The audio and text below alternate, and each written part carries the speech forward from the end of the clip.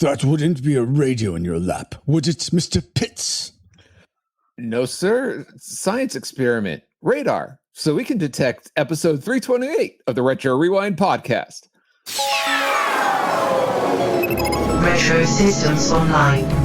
Reflux capacitor fluxing. Scanning movie space-time for Dead Poets Society, 1989. Rewinding in 3, 2, 1.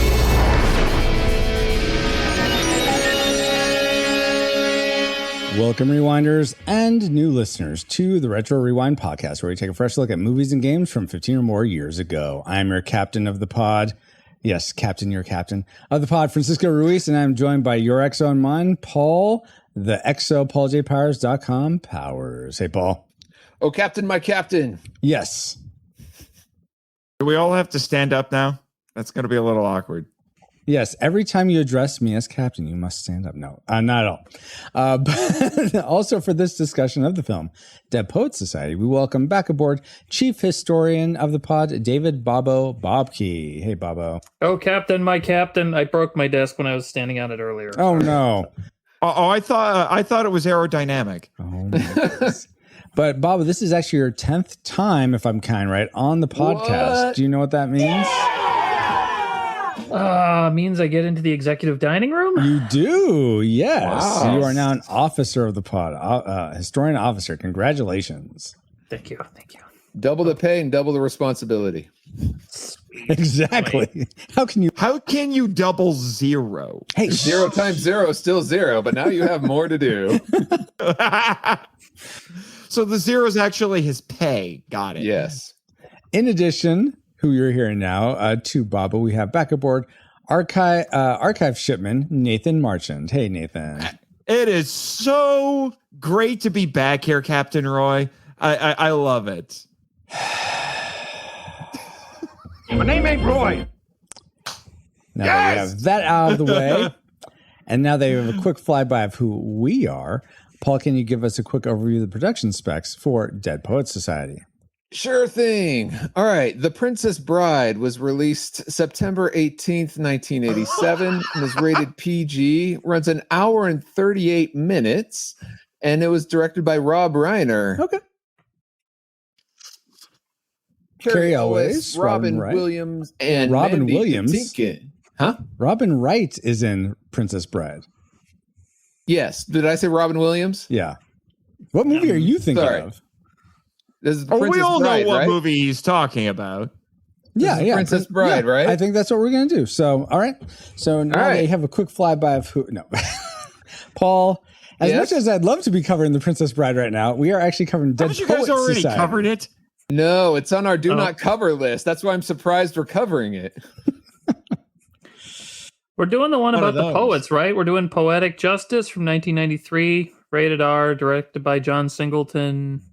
Oh, I thought we were talking about dead presidents. no. See, I thought we were talking about the Dread Pirate Society. Oh my gosh. Paul, Dead Poets Society, please. Oh, Dead that's the Pool one with Robin Society? Williams, right? Robin Williams? Yes, with Robin All right. Williams. That could have been brought to my attention yesterday. To all three of us. Let's go back. All right. The Dead Poets Society was released June 9th, 1989. Runs 2 hours and 8 minutes. It's not the Dead Poets Society. It's just Dead Poets Society. Oh, thank you. As one, thank you for keeping me straight on that. All right. It's rated PG, directed by Peter Wire, I don't know.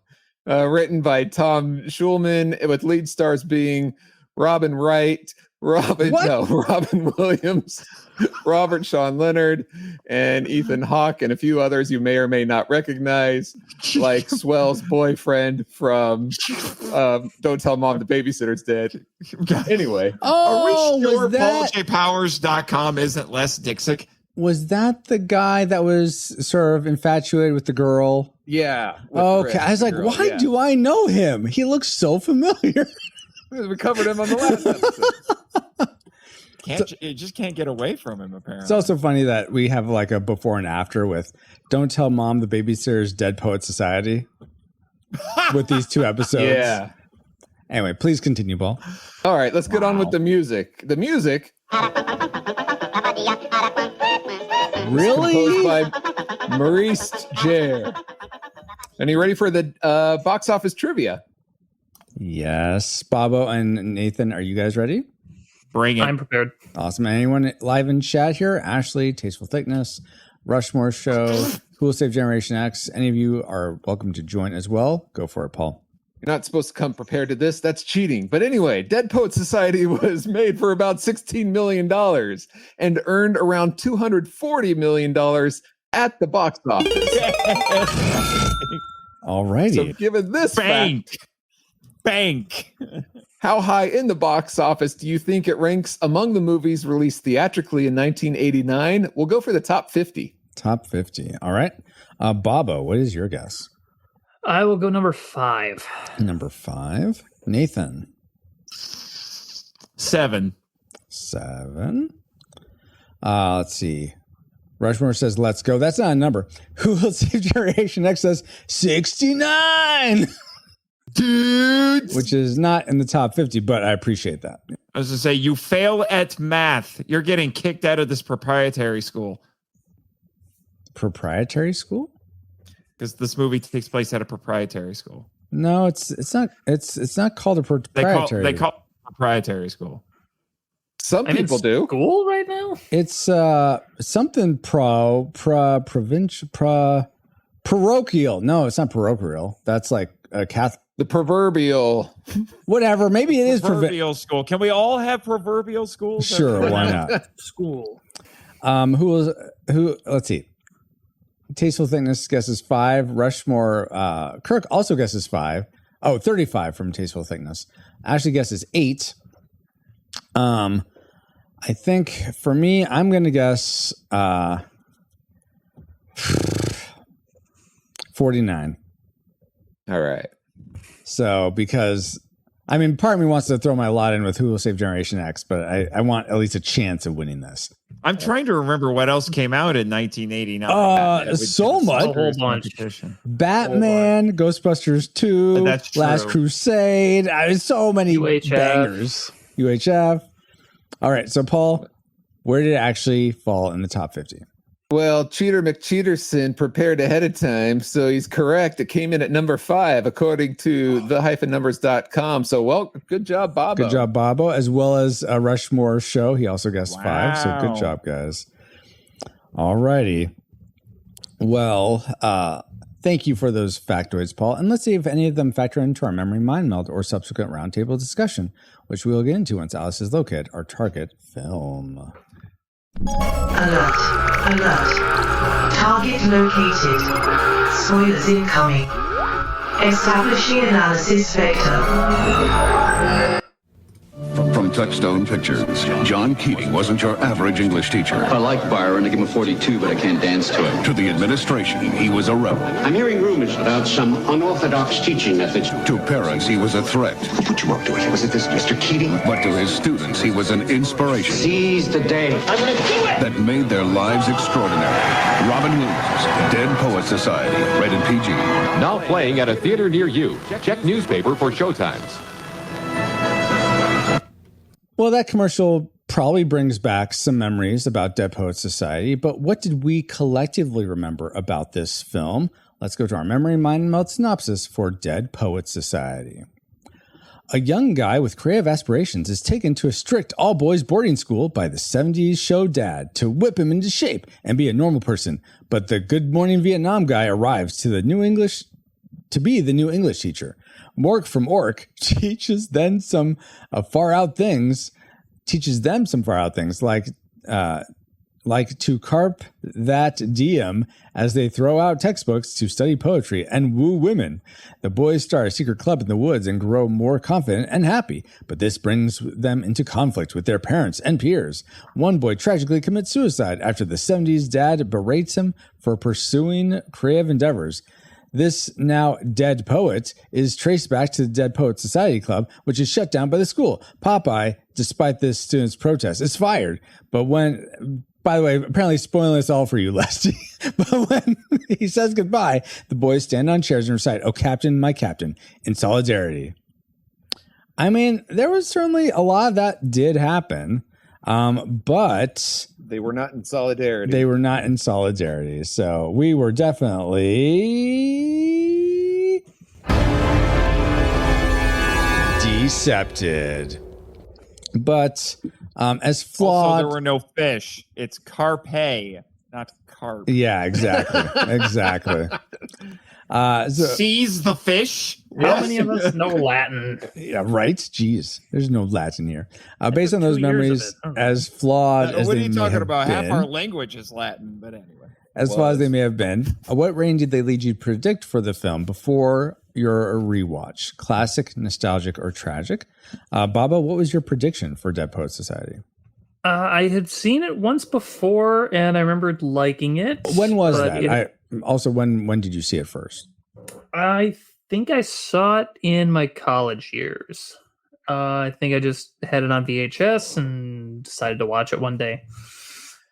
And I remembered liking it quite a bit, but heard it talked down a little bit over the years. So I decided to go with nostalgic. Nostalgic. All Temper right. my expectations. That's fair.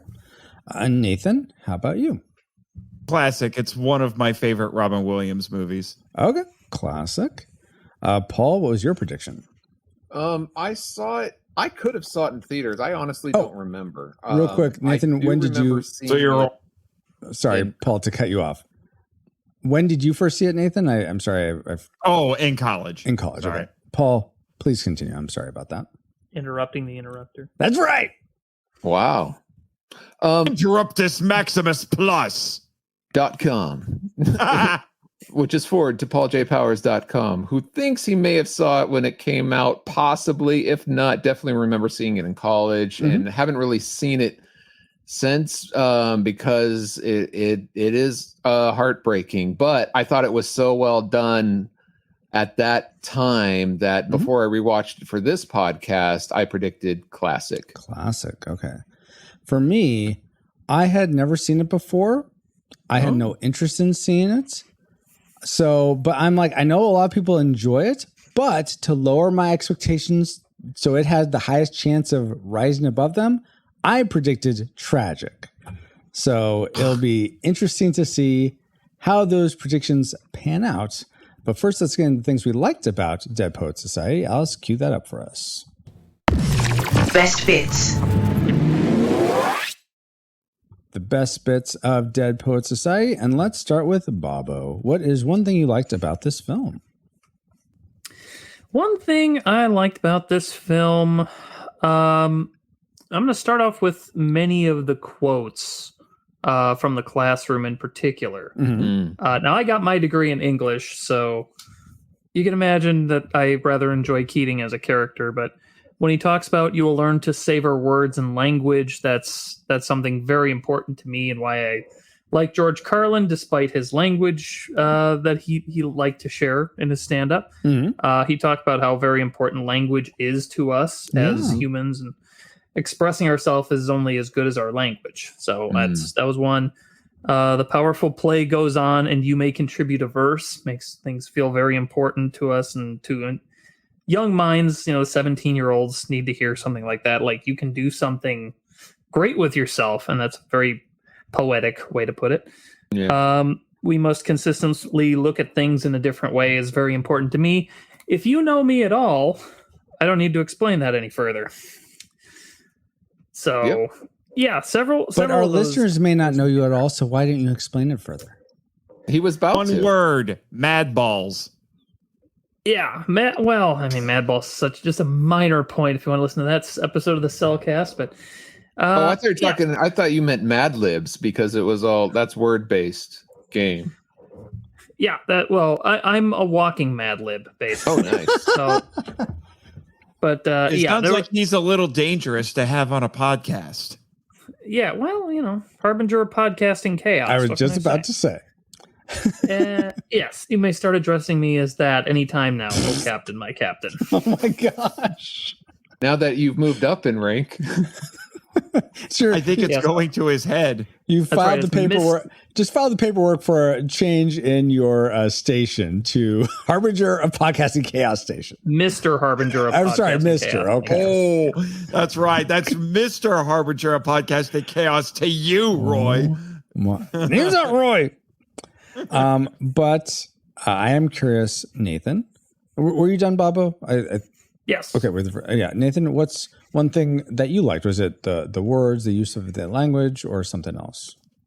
What Bobo brought up is also incredibly important to me because as not only am I a podcaster, I am also a writer, and I also have a degree in English. In fact, I have two. Well, one's English, one's writing. But that sounds more like math. But go ahead. The math, really. 1 and 2 and numbers. Numbers are language too, sir. But I had something similar, actually.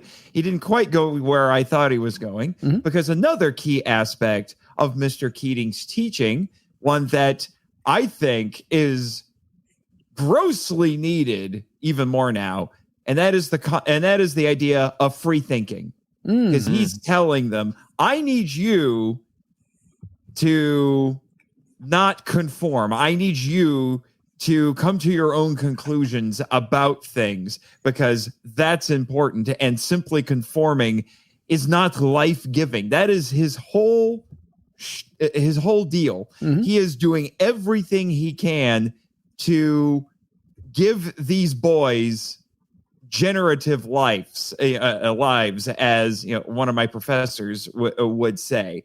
And one of my favorite lines is he says, all of these other pursuits, law, medicine, all that, they are great pursuits. They're important pursuits so that we can stay alive. But poetry and the arts, that's what we stay alive for. That's why we need this.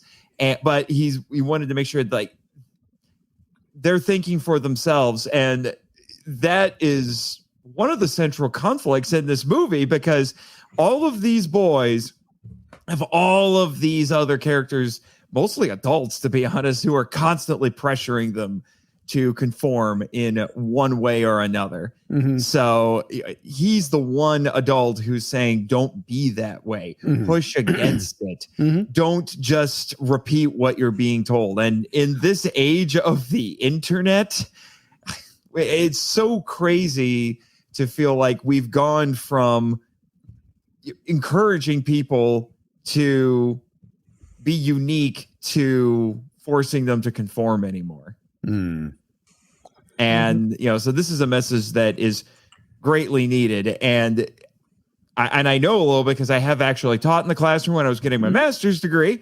I worked as a part-time instructor, and you would be surprised how many of these freshmen, I was mostly teaching freshmen, I tell them, I'm giving you the freedom to write about what you want. It was for a freshman composition class. They would flip the heck out. And they're like, just tell me what to write about. I was like, no, you figure it out. I want to know what you care about. It's one of the free thinking was actually going to be one of my dislikes because there was such an emphasis. But then in the middle of the movie, it talked about how that goes too far and that it actually does. Yes, that is something that I appreciated. Yeah, exactly. Because there's some tempering that goes on. The boys, they act out doing their free-spirited, free thinking and all that. And then he has to tell us, you need to cool it a little bit and exercise a little bit of wisdom. Right. Yeah, was it sucking the marrow out of life, but don't choke on it? Don't choke on the bone. Right. Yeah, I felt like that was a little now I'm in trouble, so let me make sure you guys don't get me in trouble. That's how it felt to me. But we're not in our dislike section, so I was about to say that. Or maybe you're just wrong cynical. in that either. That's true, Paul. That's a good point. What'd you say, Nathan? I said maybe you're just cynical. No, I'm a realist. Oh, I'm trying really hard not to say what I said out loud when that came up during the movie because okay, all right. I said words. That would require either an explicit label or some post-production censorship. Yes. Okay. Okay. Well, Paul, why don't you produce for us some words of what you liked about this movie? And I'll go on the same train of Mr. Keating in the classroom. And one of the things that I appreciated was the humor he brought. And I'm not talking about the Robin Williams being Robin Williams, like when he's doing the poetry in different voices and the kids are all laughing at him. But there were other moments throughout the film where he still brought a sense of humor to it, which this type of film really benefits from, because it does deal with some heavy stuff. And I think having humor sprinkled here and there, the way it has, really helps elevate it. Okay. Now, which one was your favorite? Which moment of humor? I don't have one that stands out necessarily. I honestly didn't find him that funny in this. I mean, even though when he is doing the "Okay, Pilgrim" and all his that's what that's what I mean. I'm not talking about that. I understand. I'm just saying, brought a lightheartedness and some. I could see that. I could certainly experience some, like in his very first day in the classroom, where he just walks through the classroom and then walks out the door, and he's like, "Well, come on." I enjoyed his whimsy, I guess I'll say, but he didn't come across funny at all to me.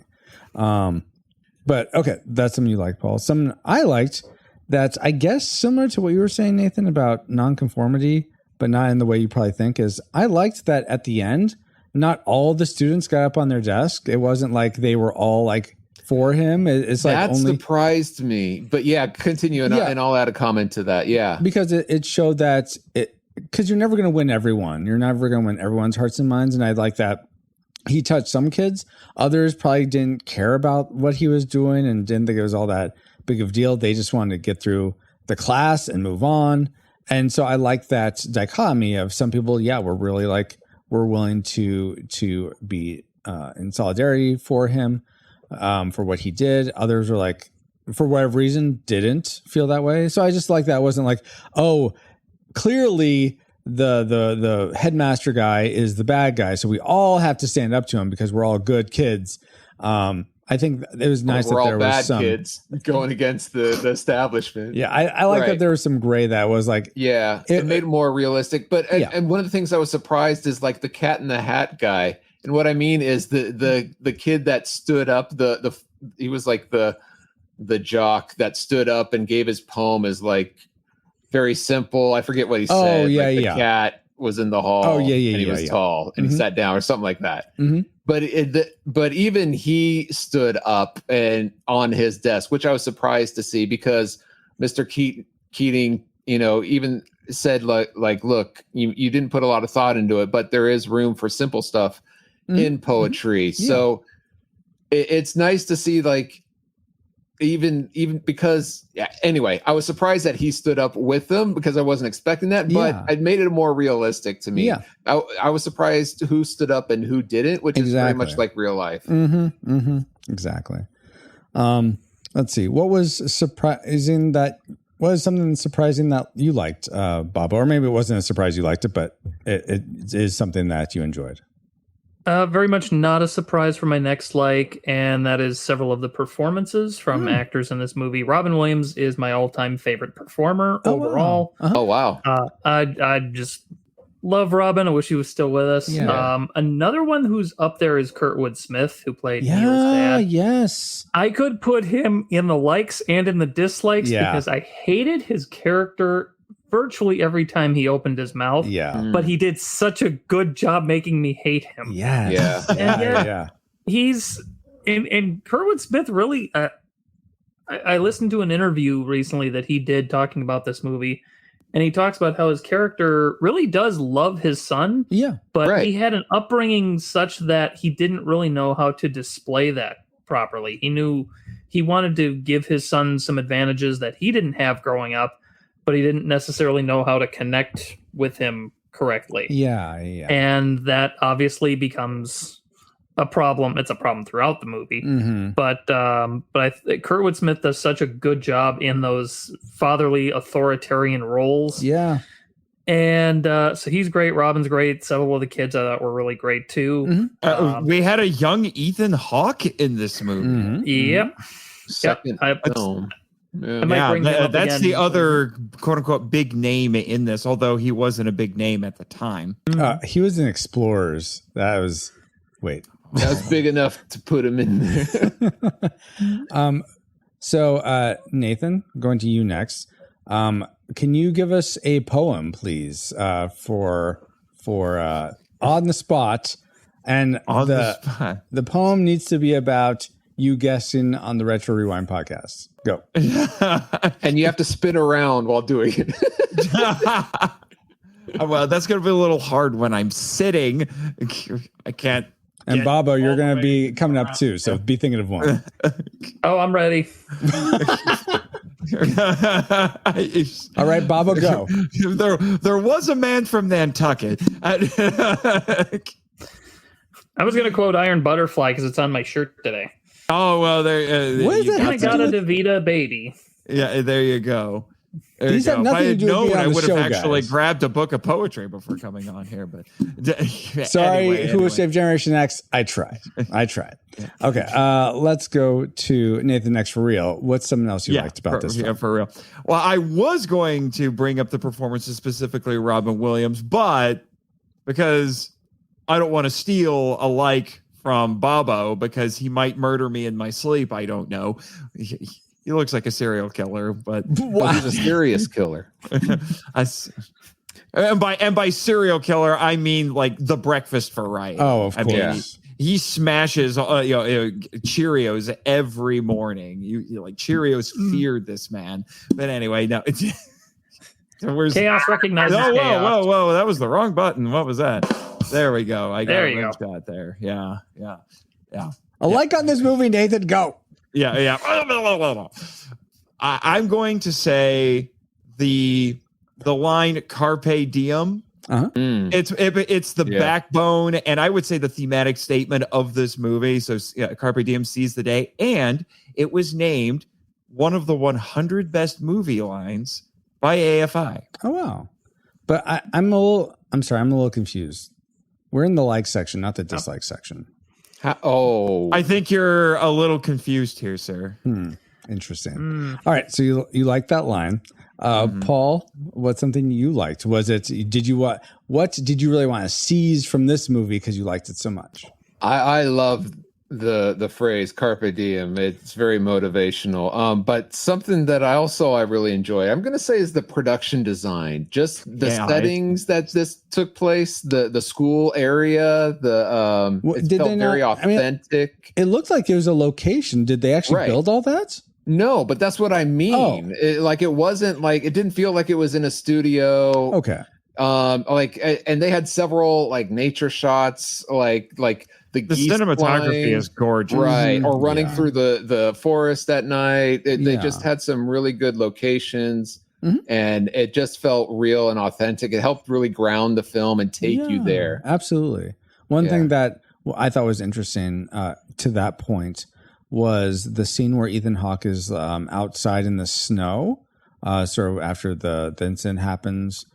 That wasn't going to be filmed inside, but then the director saw that it was snowing out, and he thought it just would feel so much better to be out in the snow with these characters. So Ethan Hawke had like one take to do it because the snow was starting to melt. So it's just cool that he had the presence of mind to like look for these beautiful shots. So I agree with you there, Paul. Yeah, Paul, I just looked it up, and they filmed this at several places. Oh, nice. Interesting. Several places. They scouted more than 70 universities and private schools. Wow. And then decided it would take place at St. Andrew's School and the Everett Theater in Middletown, Delaware, as well as locations in Newcastle, Delaware, and at Wilmington, Delaware. And the classroom scenes were filmed in a replica classroom built on a soundstage in Wilmington. Oh, okay. All right. Cool. The more you know. And I want to let you know about my last like before we get to our classic makers. And that's this movie. It's interesting because I feel like the movie is there's poetry is a big part of this movie. That's sort of what Robin Williams' character Keen is teaching. And I feel like this movie in of itself is a poem in that there's lots of things to reflect on. Unfortunately, I was interested to see a movie, not a poem, but kudos to it for being like a poem. Wait, are you saying this is not a movie? Like you claim Monty Python and the Holy Grail is not a movie? So let's get to our classic makers, guys. Okay. Let's start with Paul. I hit a nerve on that one. Oh, sure. I'll go with my classic maker is what you guys, some of you already talked about, and that's the cast. The best part about this film for me is the cast. Oh, yeah.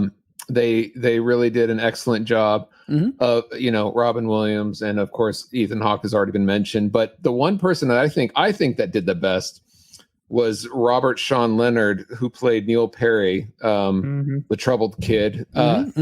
He was so believable to me. I mean, he took me there in almost every scene, and I think it's tragic that we don't know his name as much as we do Robin Williams and Ethan Hawke, and that's partly because he hasn't done as much as those others.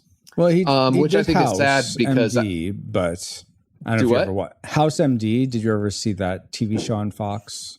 No, but he's done some other things, like I said, but I think it's sad that the world doesn't know his name like as much as they should, especially in this performance. Gotcha. Well, Dale agrees with you. His classic maker is Robert Sean Leonard. Also, his character's journey and the performance. Yeah. Ashley also thought he was a great character. Awesome, guys. Let's go to Nathan. What was your classic maker for this film? It's actually something that has already been discussed, but I'm going to claim it anyway. And that is the "Oh Captain, My Captain" scene. Oh, okay. Yeah. It is such a powerful culmination of not only what some of the stuff we've seen outside of the classroom, but it's definitely a culmination of what we have seen in the classroom. With him having the kids stand on his desk to get a new perspective on things, and saying, "You can call me Mr. Keating," or if you're really brave, "Oh Captain, my Captain." Like all of these things come together. The talk about nonconformity and free thinking. That's why the first kid stood up in the first place. And then I do agree with you guys. The fact that not all the kids do it, and the fact that some of them have to think about it for a good minute, before they stand up, is absolutely fantastic. Because if we wanted to make the Hallmark Channel version of this movie, it's all the kids stand up to the headmaster, who's unequivocally villainous. I won't say evil, but villainous. And they get Mr. Keating declared innocent, or there's none of that. Yeah. We don't do that. Yep. He still gets fired. He still loses his job. Probably ends up having his reputation damaged. Yeah. But the students whose lives he truly touched did what they needed to do. As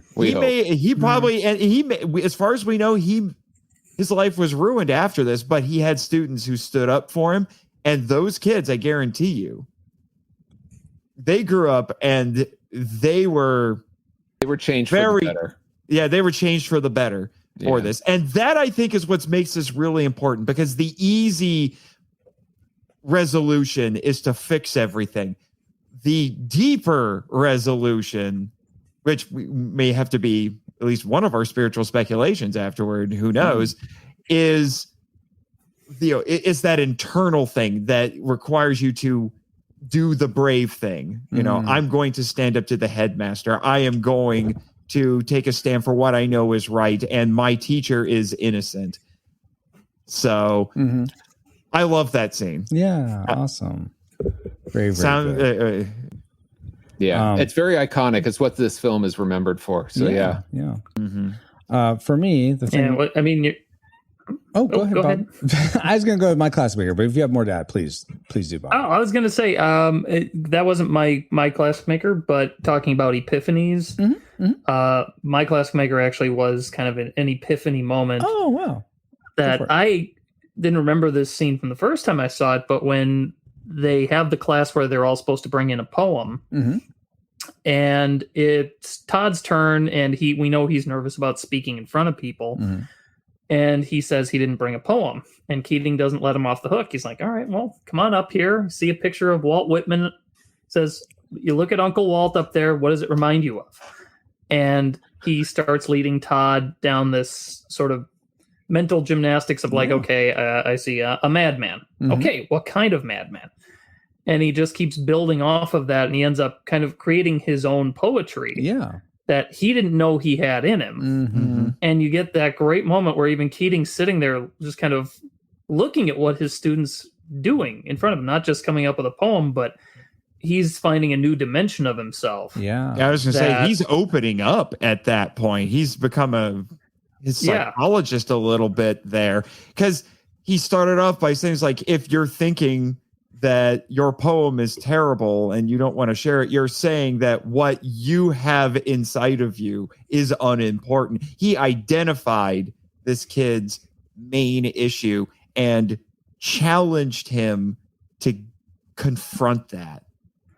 Yeah, and there's that moment where he said something and some of his classmates laughed, and Keating says, like, don't listen to them. Mm-hmm. And he keeps them focused, and you see a little epiphany there, and then toward the end of the movie, he's the student who stands on his desk first and says, "Oh, Captain, my Captain." Mm-hmm. Yeah. Mm-hmm. And it's you know, it's this world of black and white and maybe gray that this school wants these kids to live in. Mm-hmm. And Keating says, "Well, let's make color." Mm-hmm. Mm-hmm. Yeah. And it turns out tragically with Neil, with the way those colors get mixed with his family life. Mm-hmm. But for somebody like Todd, it's changed his life, clearly.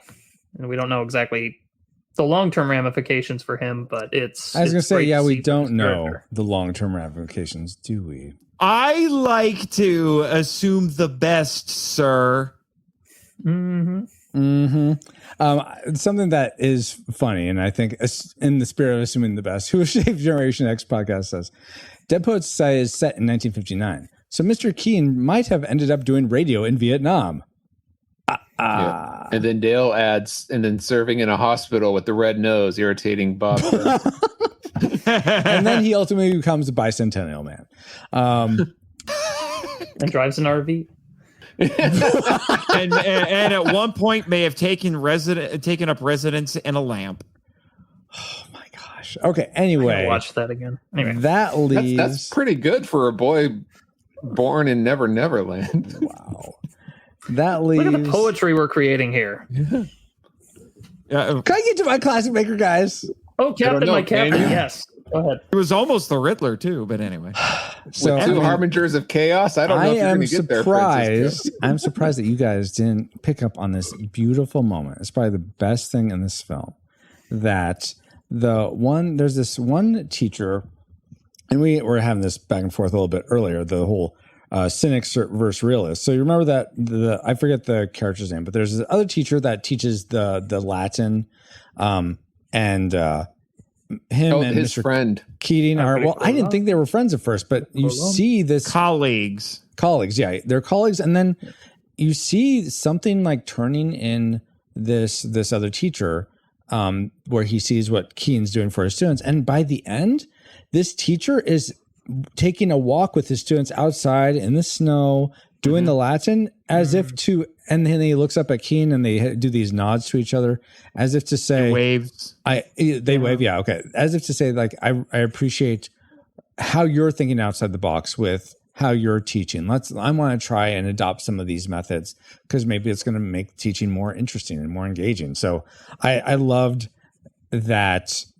That is his legacy, how he taught and how he influenced the other teachers that were willing to listen and maybe not do it to the extent he did it, but still try things that would be more conducive for learning for the kids there. So that was my classic maker.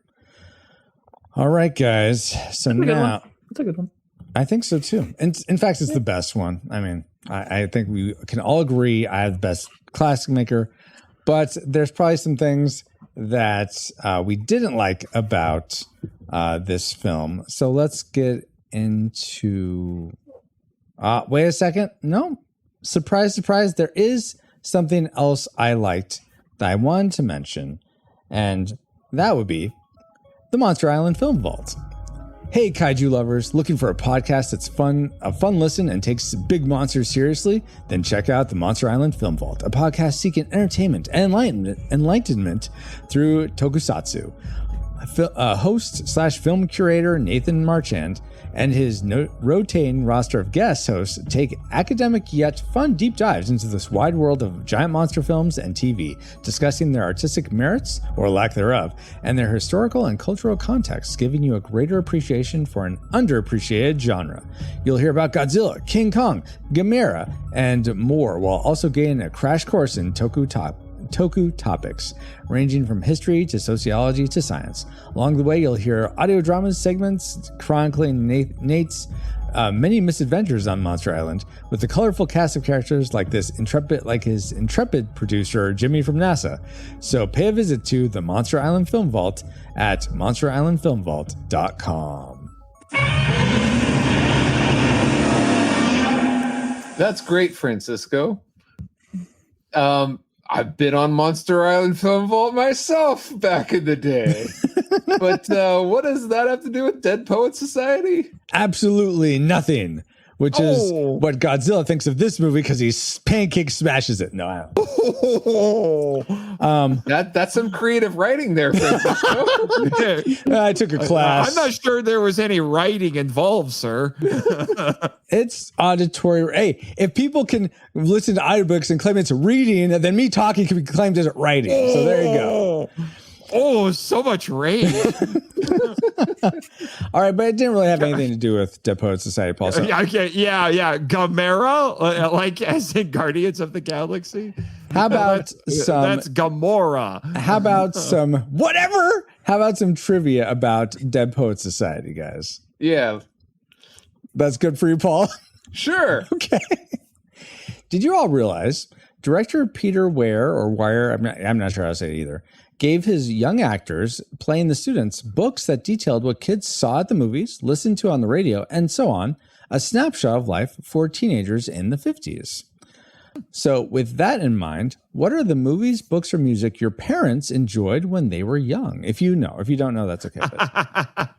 I know because I heard a bunch of it growing up. All right. So Nathan? And it probably instilled a bit of appreciation for the classics in me. Okay.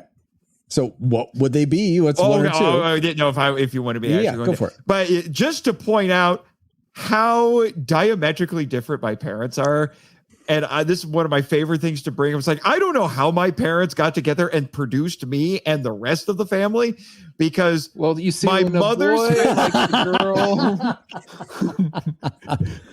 There were barriers to entry, sir. I'm just saying.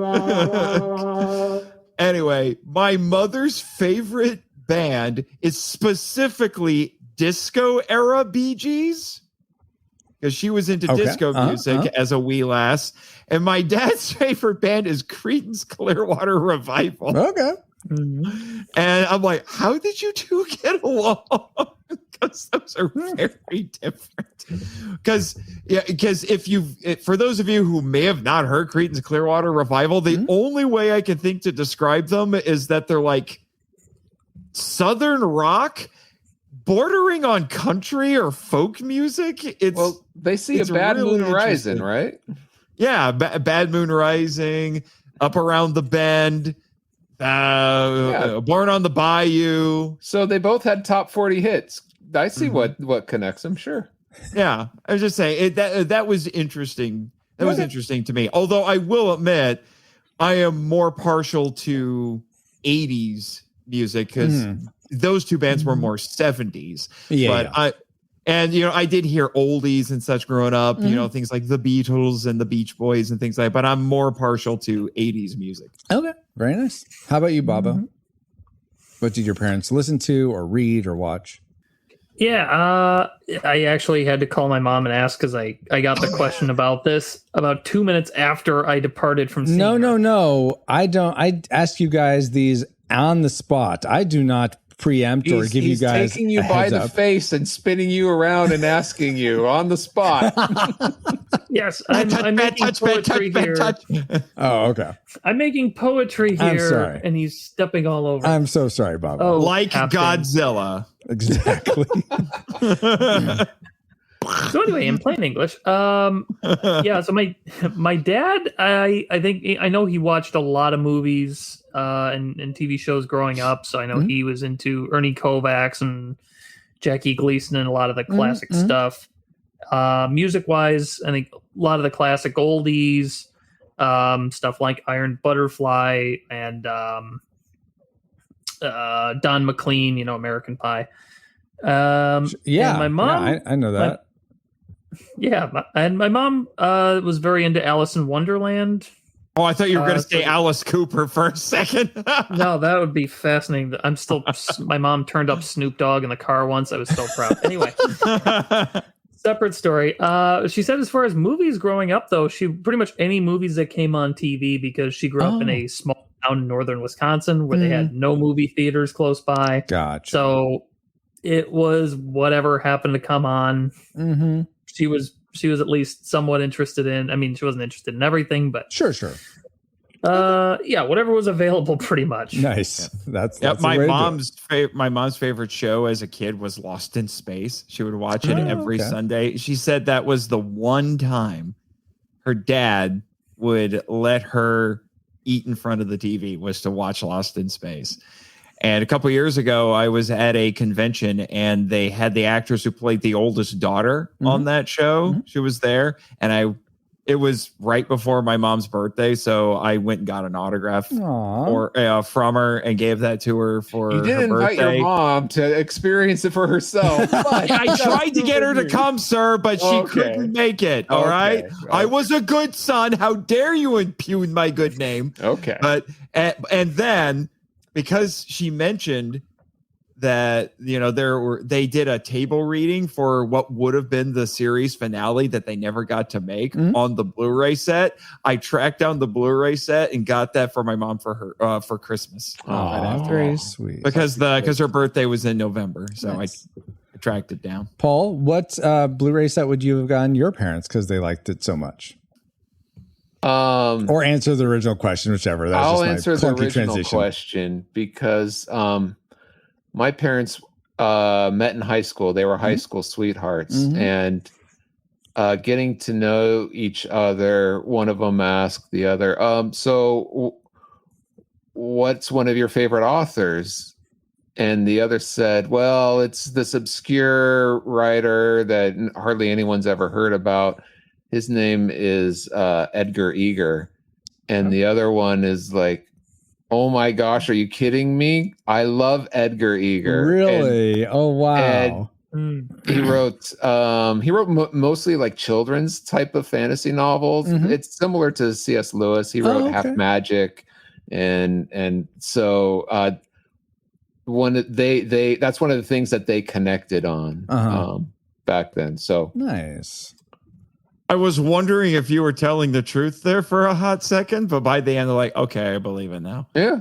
I need to work on my lying skills. My BS sense was tingling for a second. Yeah. No. My goodness. How about you, Francisco? Do you know? I know my dad liked Motown. That was always on like oldies station, so I assume that's what he listened to growing up. I know I was trying to think of the name of the book. They turned it into a movie a while ago with Chris Pine, and he has Lord a of daughter. the Rings. No, it's Wrinkle in Time. Wrinkle in Time. That's it. Yes, I never read it, but my mom always said she really liked it growing up. Yeah, so I'm like, I read it in school. You should read it. Okay. Yeah, it's trippy. Okay. It's a lot. It's Madeline L'Engle. What did you expect? Yeah, I was about to say that the movies don't really do it justice because they can't. That's how trippy it is. Gotcha. Yeah, gotcha. Yeah. But and fact check true, Edgar Eger was a real author. Yes, I just found him. Yeah. Yep. Lyricist, dramatist, and writer of children's fiction. That is what Wikipedia says. And if you can't trust Wikipedia, who can you trust? PaulJPowers.com. We can trust. Yeah, or PaulJPowers.com. So great trivia, Francisco. Thank you, Paul. And now that we've all had some trivial fun, let's find out what memories you, the Rad Rewinders, had about Dead Poets Society. Alrighty. Drake Tungsten says, I haven't watched this in a long time, but I have recently recommended it to others. It's a very good discussion piece regardless if it holds up. For that reason, I'm going to vote classic. Jeremy Shields says, standing on desks. Is that a real memory? I saw it once and I may have been too young to care. All right. Kevin Joshua Burnham says, among Robin Williams' top 6 performances. And then he listed his 1, Good Will Hunting, 2, Mrs. Doubtfire, 3, Good Morning Vietnam, 4, Dead Poets Society, 5, Insomnia, 6, 1 Hour Photo. Oh, Good Will Hunting. If you wanted to, if you want to see this character possibly, working future, at a university years later, that might be it. Yeah, that's a good point. She's a teacher there too. I haven't seen. Oh, I haven't seen the 5th one of those, but all the other ones I will vouch for. All excellent performances. James Felix says, so avoiding the word very because it's lazy. A man is not very tired. He is exhausted. Don't use very sad. Use morose. Language was invented for one reason, boys, to woo women. And in that endeavor, laziness will not do. Oh, my. Wardale White says, funny at times, disturbing at others. Somewhat feels like Good Morning Vietnam, then later Patch Adams, but overall, a great movie. Philip Hurt says, standing on desks is a safety violation. Poor hygiene decision. And Who Will Save Generation X podcast says, I remember thinking that for a movie that centers around the use of the English language, it sure did give some false advertising by naming it Dead Poets Society. Poets is plural, and only one poet died in the whole movie. I want my money back. Wow. Obviously, something to be very angry about this for Dead Poets Society from Who Saved Generation podcast. So that Who Will Save Generation X podcast, and that kicks us off into our dislike section. Alice? Worst woes. Yes, our worst woes of this. So let's start with Nathan. Why don't you kick us off with one thing you disliked about Dead Poets Society?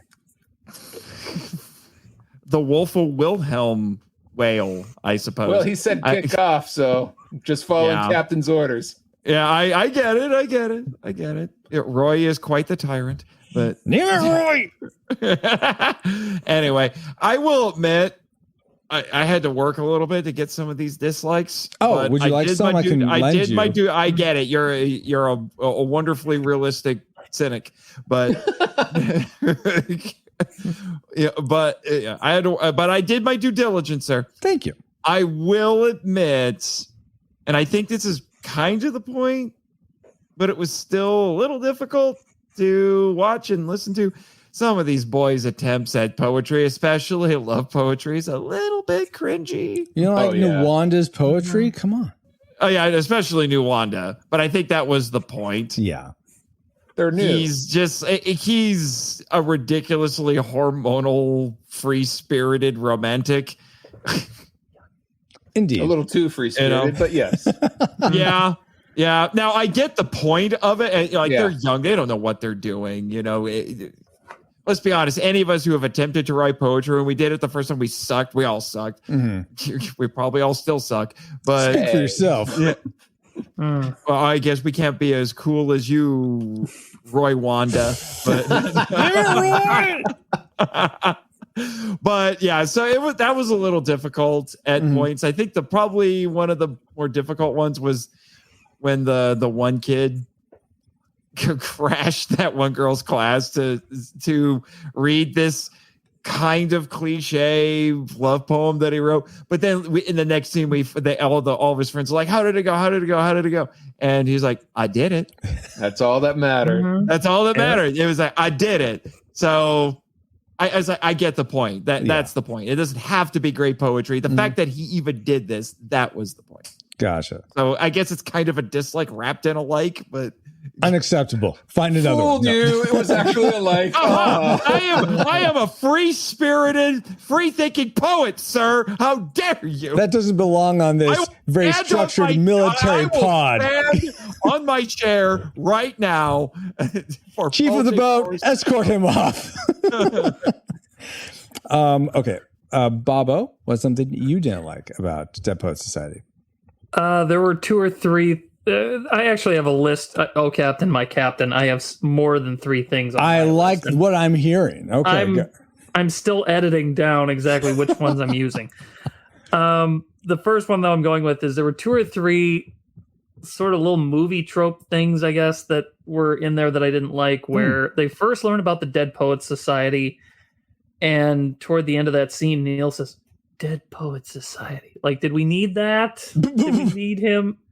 Just like having this epiphany moment where he's like, oh yeah, let's do. We didn't need the line. We didn't need the titular line there. Yeah. More though later on in the tragic scene where Neil's dad finds his son with the smoking gun, and there's that slow motion. No. Yeah. It didn't bother me immediately when I watched it, but after about 5 seconds, there was a voice in my head that said, was that really necessary? Because now every single time that is done, it's a joke. Yeah.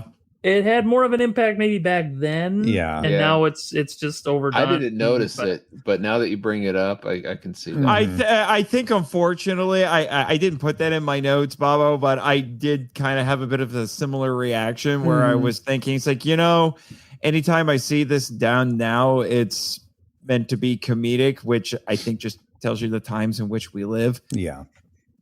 And similar for me, Bobo, to something that it's almost like you had to chalk it up to movie logic.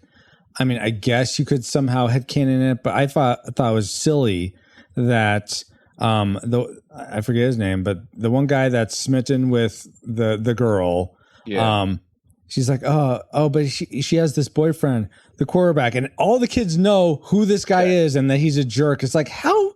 You don't go to the same school. How do you know who this person is? I barely know the people in my own high school. How do you expect me to know the people in other people's high schools? So I'm sorry. I don't buy that they know that this quarterback is a jerk. So too bad for you. You weren't popular in high school. No, but what does that have to do with knowing who the other people are in other high schools?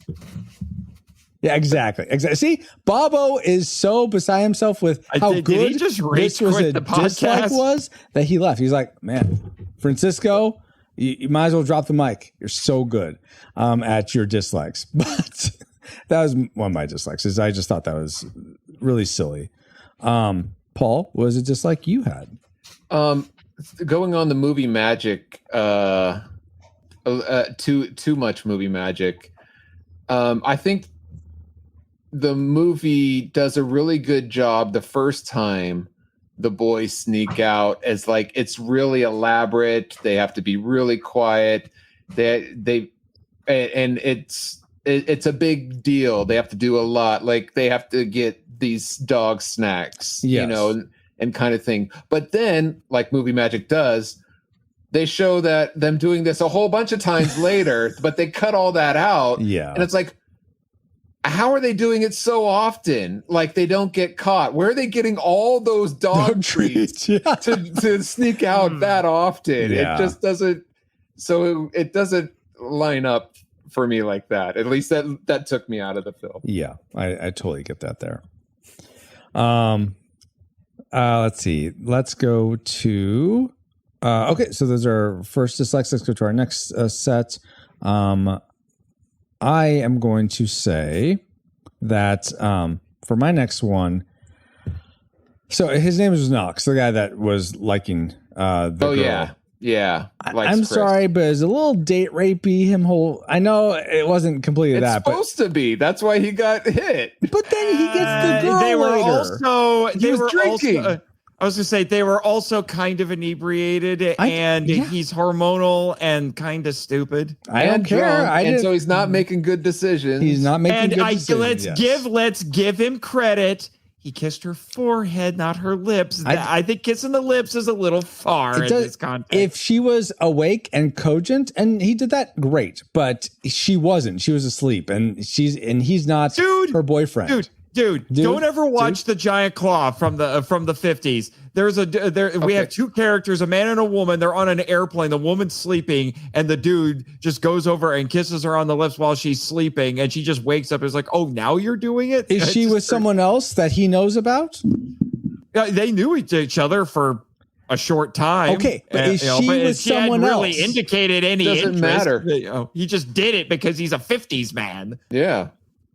I feel like I give some leeway and this is set in to the that. 50s, so I guess it was a thing. I give some leeway to that if this woman on the plane or whatever was not with someone else, or this guy didn't know she was. She was available. Okay, then yes. But still, he's kissing her. But she's not inebriated. She's just sleeping. That's completely different. Francisco, Yes. she's not exclusively with him. That's why she went out with him the next night or the night after. That's a whole nother issue I'm not going to get into, but I just... Oh, because it nullifies your dislike. Okay, go on. I just don't care for that whole... Yeah, it was I hate it. But it makes sense in context. Dumb teenagers, underage drinking, hormones. And you know what? This goes to, this is drama. Drama, sir.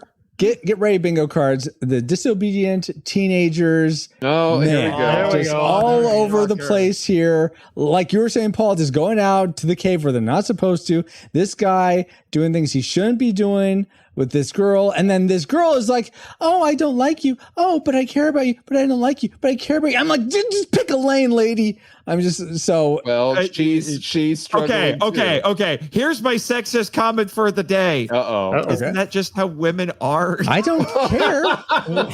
Not all women are like that. They can't make up their mind. They say one thing and do another. That's just... I think that is a stereotepe, which Talk to any man and they'll tell you that. Come on. Exactly. Link feels our pain. Come on, Roy. You've been married for a while. You know how this is. Okay. The point your is, wife is tough enough for you to throw her under the bus a little bit tonight. I realize I'm expecting adult decisions from kids, and that's not fair. But it doesn't mean I like it. So I will leave it there. That's my first dislike. The whole Knox kissing the girl while she's inebriated and sleeping and knows she's with someone else. Let's go. See, I'm looking at the chat right now. Your wife is agreeing. Is actually she's kind agreeing of on all the things, though. Yeah, she says stereotype, yes, but not all of us. Like I am willing to go with that. I'm just saying. Whatever Mrs. Captain says, I'm agreeing with that. Mrs. Captain. Let's go to Bobo next. What's something you disliked? Something else you disliked? Bobo, I think, has settled on his second dislike. Ooh. The principal or whatever he is such a dink. Yeah, I don't care for Headmaster. I'd love something to care about, like some like rapport he builds with the audience in some way, but no, you just don't like him at all. Yeah, no, he's a dink, basically. Yeah. I mean, the 2 points that I was really dwelling on by the end of the movie was there was that story, I think, about they should let girls into the school, and he was like, when we find who did this, we're going to expel them. And then they find out who it was, and he's like, well, that was very naughty what you did. No, he said this is your last chance to admit it and not get expelled. Yeah, I didn't buy that. And there you go, Francisco. There's a humorous moment. Not just that, but when Robin Williams if you had said God called collect, that would have been funny. I honestly didn't get that joke. Why would that have been worse if God called collect? Because the distance to call used to be a thing back in the day. It was more expensive back then. I forgot about that element of that makes sense. Daring. He said what you did was not daring, but if you had said God had called collect, that would have been daring. Yes. Gotcha. Okay. Thank you for explaining that line the joke. is funny. That's a I could see the humor in it now. Yes, now that you have explained it. Thank you. Okay. So there was that moment, and then toward the end where he's saying, get down off that desk right now, young man. Yeah. This is your final warning. If you don't get off that desk right now, he's all bark and no bite. Except for the paddle. Exactly. I was gonna say there was some spanking. Yes.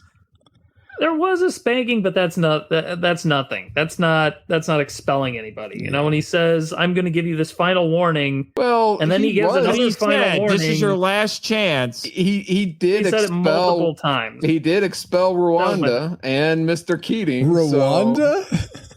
Yeah, wasn't that his name? Nuwanda. Yeah, that too. I'm sorry. He expelled the country of Rwanda. Wakanda forever. Nuwanda forever. There's your episode title right there. There's a new Nuwanda shirt idea. Forever. Yes. We'll get that shirt made quick. But yeah, he felt inconsistent to me, and aside from the fact that he's not supposed to be a character that we really like anyway. He's the kind of guy who's going to keep his school stuck in the mud in the long term, and as times change, he's not going to go with it. Yeah, and that school's going to fall apart. Yeah. So yeah, very, very fair. Let's go with Nathan next. Were you able to figure out another dislike? Mm-hmm. Okay. Yeah, it's similar to what Bobo's talking about, and I will admit, I don't want to besmirch that 70s dad. I forget the guy's Kurtwood Smith. Yeah, he's a fantastic actor. He plays we talked before earlier. He plays this character remarkably well, but I will admit, due to some personal experience, it's a little difficult for me to watch him play this character because this character exhibits classic signs of narcissism, and I do not work well with narcissists. I have had several bad experiences with them. Long story short, I have discovered I have an uncanny ability to piss them off. So seeing what did you work seeing with what Smith? He's doing, where he's just dictating to his son, this is exactly what you're going to do, and you're not going to waste time on what I think are trivial, unimportant things. You are going to grow up to be a doctor. It's like, but that's going to take like 10 years. Oh, don't treat it like it's a prison sentence. Like he's gaslighting him. He's dictating to him what he's going to do, guilt tripping him at points. So like, I worked hard to give you opportunities that I never had and things like that. It's like, I've seen, this is what narcissists do. They manipulate and they control. But I will say what I think keeps him from being a genuine narcissist is I do think he has good intentions. He just goes about it the absolute worst way. So well-written character. Another wrapped in a dislike. Okay. Kinda. I will. That's very complicated. I will push back a little bit. I don't see him as a narcissist. I do see him as my way or the highway. There's no. He's not willing to. What are those graphs where they both have that in common? A Venn diagram. A Venn diagram. Yeah. I feel like he doesn't quite meet that level. Like I said, I think what keeps him from being let me rephrase that. He exhibits narcissistic behavior, but I don't think he quite gets there because I do think he genuinely cares about his son. Mm-hmm. He's just going about things the absolute wrong way. He's a tyrant. Yeah. Absolutely. I would say that. Though I will say, me and Ashley have been watching the miniseries John Adams that HBO did several years ago. Great so far. Really enjoying it. And there's a moment where John Adams and John Quincy Adams, his son, he's older. He wants to court this woman. And John Adams is like, no, you're not going to do that. You're going to go into your law office. You're going to continue on. You're going to stop this courtship or I'm cutting you off or something like that. Or I'm offering you all these things, but you have to cut this courtship off. And he's like, well, let me think about it. No, you have to decide right now. And he's like, and JQ, as Ashley likes to call him, is like, all right, I'll do it, Father. And he listens to his dad several times. And look, he became president. So, I mean... You win some, you lose some. I think it depends on the child. I think that's another factor here. That some children, yes, they care about what you have to say. They want to they see what you're doing, they want to emulate it. They even though they see it's hard, they're like, okay, but my dad, my mom did this. I see that that's the way I want to live my life, even if they're saying something that I don't agree with right now. Other kids want to completely rebel against it, or they're like, I don't want to be like you, Dad. I don't want to be like you, Mom. And you have to work with that and be like, okay, well, let's talk about how you can still be a functioning member of society while still. Sorry, I'm going off on a tangent. This is Nathan's dislike. I'm so sorry. If I can jump in real quick too. As I mentioned, Kurtwood Smith had this, kind of worked out the character of how he had kind of a tough upbringing and was kind of a self-made man. Mm-hmm. And he was too focused on giving his son the advantages that he didn't have and not enough on what his son actually wanted to do with his life. Yes, absolutely. And I think that's one thing great actors do is find that backstory and make that work. Yeah. And another example of that is Stacy Keach from a TV show called Titus, where Titus's dad would take a while to explain, but Ken Titus is the father of the main character, and he drank, he smoked, he womanized, and yet Kissed women on the forehead without their permission.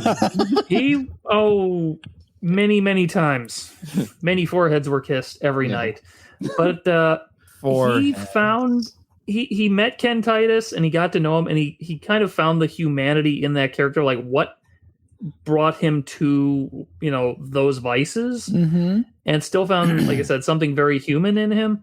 And even though he was very, very tough on his son Christopher growing up, if you hear Christopher now, he'll say, like, when I became an adult, we became friends. Like, we actually, I understood what he was doing. He was being overly strict with me, but I understand those points to what you were saying, Francisco. He's one of those guys where he took to it a little bit better in the long term. And he said, like, okay, I get it, because if he wasn't strict with me, I would have been a total goof off, and I would have fallen into a bonfire and not gotten up. As it turns out, he did. He fell into a bonfire and he did get up, thankfully. But it's another story altogether. But that's. So I'm a little confused. This all happened in a TV show, or this happened in real life? Both. Oh, okay. Wow. Okay. Oh, that's crazy. But similarly, I think because he's like, I'm giving you opportunities I never had, I think there's a level of vicarious living that a lot of parents go through with their children. That's why that's why they get controlling and smothering, and they get, it's the stereotype, you want to call that, of the little league dad who yells at the umpire for calling a strike on his son or whatever. He's like, why? He's like, he didn't get a strike or whatever. It's like, you're blind or whatever. It's killing me, Small. Fair point, exactly. Paul. Why don't you give us your last dislike before we get to our tragic makers? This movie was a little too long, I felt. Here. I paused it a couple times to go for a bathroom break, and including that, it took like about 2.5 hours to get through, which is a bit long for this story, I think. Where it could have been chopped up, I think this was I think, Bobo, you said that it took a while for some of the other students to stand up on the desks.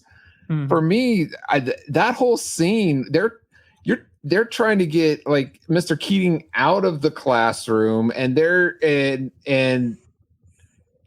students are standing up. It's like a 2-minute scene from between the first stand up to where he finally says thank you. And that is just long. Like 2 minutes is a long time for that to pass through. And that could have, I thought would have, and I don't know if this is me looking at modernized during the TikTok generation, quote unquote, where things are boom, boom, boom.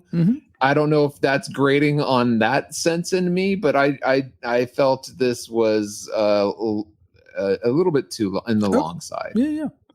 Totally fair. I didn't have a problem with the length. I thought it was moving pretty well for about the first half. I thought it was getting a little longer in the second half, but I guess it didn't bother me as much. All right. That's fair. Well, what bothered you the most, Bobo? What was your tragic maker about Dead Poet Society? This is where I would activate my Rantmaster if I had one. Rantmaster activated. Thank you, sir. Oh, I've always wanted to do that. All right. One of two things I remembered about this movie, oddly enough, both Kurtwood Smith moments. Oh, no. And it is a moment when Neil returns to his dorm room. Yeah. And his father's there, right? It's the day before the play starts. Yeah. And first, what sort of put the ball on the tee for me this time was he's like, "Father," and his dad says, "Neil," and he says, "Okay, Father, I can explain." And he says, "Don't you cut me off." I was like, "You didn't start the sentence. Yeah, yet. You just responded pleasantries to. You didn't start." My thinking. Yeah, I was like, I could let that go, but he explains how some lady had said, "Oh, heard my niece is going to be in a play with your son." Mm-hmm. And he says, "Well, that can't be. My son's not in a play. He's going to school. He's going to be a doctor. He's not doing any plays." And then he says the line, "You made a liar of me, Neil." Right. That's no, he gaslighting. didn't. Yeah. That is not what happened. Like I said, narcissistic behavior. Yeah. See, I bought into that because he's saying something that he's thinking he's telling the truth, but he turns out he was lying because Neil had gone behind his back and was in the play. Well, yeah. See, the problem that we're dealing with here is we have two characters who are both making poor choices. Yeah, right. They're extremes of both. Yeah. But I'm going to do something that they should have done back in the 1959. This was supposed to take place. What they should have done: gone to the internet. Yes, and I with bring their up vacuum tubes. I bring out some dictionary from somewhere.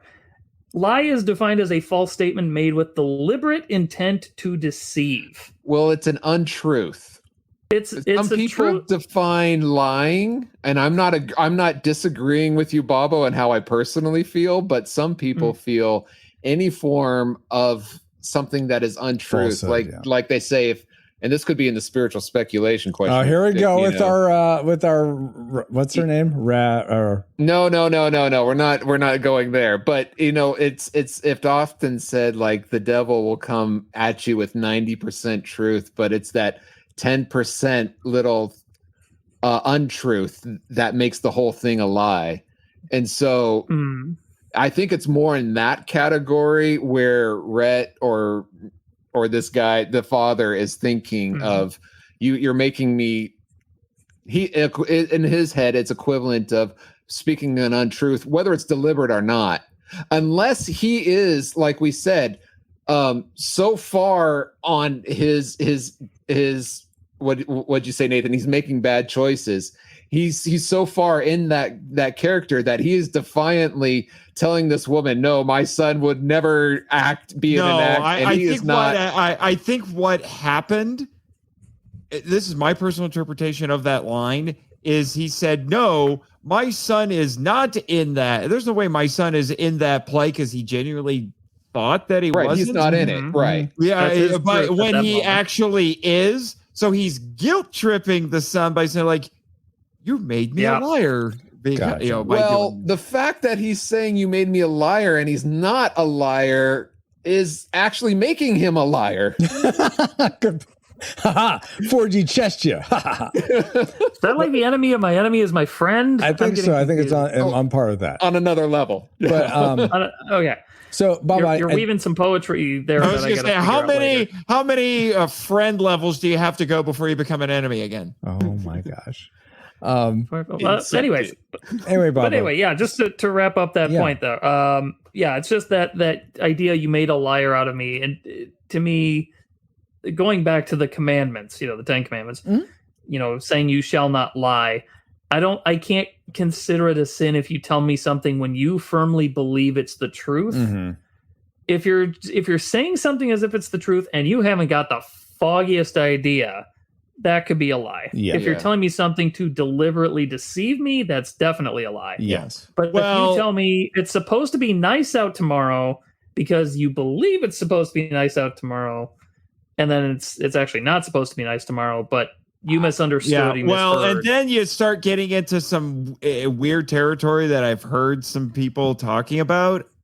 about how bearing false witness I was about is to say, definitely a sin. But if you're, say, you are deceiving an enemy on the battlefield, which we can look at scripture and see people who did that, and they were blessed by God for doing so. What is her name?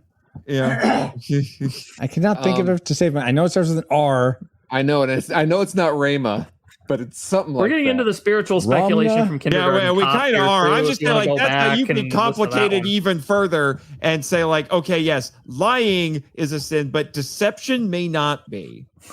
Well, that's splitting hairs of like, oh, I'm not bearing you false witness because we're not in a court of law. Speaking of splitting hairs, yeah, what are you doing, because murder is a legal term. I can't. Yeah, but it stand also distinguishes Rahab. Rahab. Yeah, because Sakes. she deceived the other people in Jericho. Look at these spies. They made a liar out of me. Okay. We need to continue on. Nathan, what's your tragedy maker for this movie that you My love tragic apparently? maker? But what is your? You I love do it have apparently, but one. what's your I tragic do maker? have one Okay. because I felt like, as much as I like this movie, and we kind of hinted at it a little bit before, but I'm going to zero out a specific example. The kiss on the head. I'm glad you agree. No, with no, not that. Unfortunately, there are points where this movie has to resort to, I think even by this point in 1989, they would have been 1959? considered. No, by the because the time movie it was made released. 1989. Oh, that's what you mean. Okay, okay. Even at this point, it would have probably been considered a bit of a tired cliche, and that is, and there's a couple in there you kind of point to, like, well, those are kind of cliche, but I think the most egregious one is, oh, it's the pretty girl with the jerk jock boyfriend. And I'm like, oh, come on. Can we do something else here? Can it not be the quarterback? No, who because looks there are like some he things as who old looks as like time. the only reason he's in high school is because they either squeaked by on D's or whatever. You shouldn't have gotten past like 6th grade or something. I don't know. Because that's how her boyfriend kind of came, well, at least his friends kind of came across that way. But, and he's like everything that you would expect to see in that kind of a cliche character, the hair and the varsity jacket and, and all of this. And I'm like, okay, we're doing it. Thankfully, he's not in the movie a whole lot. Yeah. But, if they were trying to give him a bigger role, I think I'd be more bothered by it. But the fact that they're still going this route, I'm like, come on, do something else. Don't just go the jerk jock route. Come on. Well, it's a tale as old as time, and unfortunately, it happens multiple times a day to this day. I mean, whether as cliched as it is, it still rings true in real life. But yeah, I get it. It's just after you see it enough, you're just like, okay, whatever. Well, Paul, what do you wish was not in this movie? I mentioned okay, for my tragic maker, it's that the ending of this film, it's too heartbreaking. It is. Like it makes me not want to watch this. It makes it less rewatchable for me because I just don't want to go there. Okay. For me, I enjoy movies like escapism and such, so I don't want to be depressed. Mm-hmm. So I would like to watch this movie and enjoy it more often, but I can't because it's too good at being too heartbreaking. See what I did there, Nathan? I took your example. I did.